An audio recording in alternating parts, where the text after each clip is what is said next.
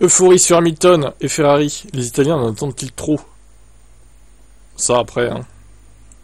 Les scènes de frénésie montrent également qu'Hamilton doit faire face à un niveau d'attente qui peut être beaucoup trop élevé, ce qui peut finalement conduire à la déception. Bien sûr, le septième champion du monde est toujours au top, comme il l'a prouvé la saison dernière à Silverstone par exemple avec une victoire.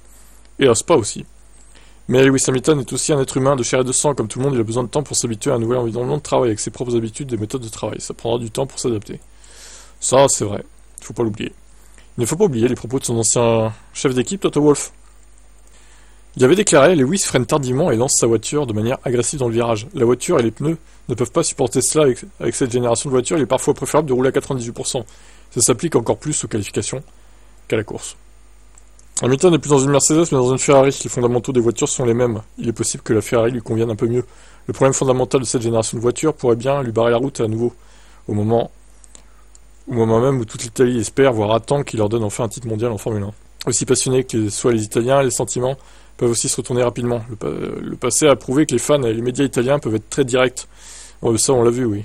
Quand Vettel faisait de la merde, il se faisait défoncer, quoi. Surtout en 2020. Bon, après, de toute façon, comme ils disent, il y a un rechangement de réglementation en 2026. Donc, si Lewis n'est pas mieux en 2025 que chez Mercedes, bon, bah, on attendra 2026. Par contre, si 2026 c'est toujours pareil, peut-être qu'il sera peut-être temps de tirer sa révérence, c'est vrai. Il faudra le reconnaître, bon, au bout d'un moment.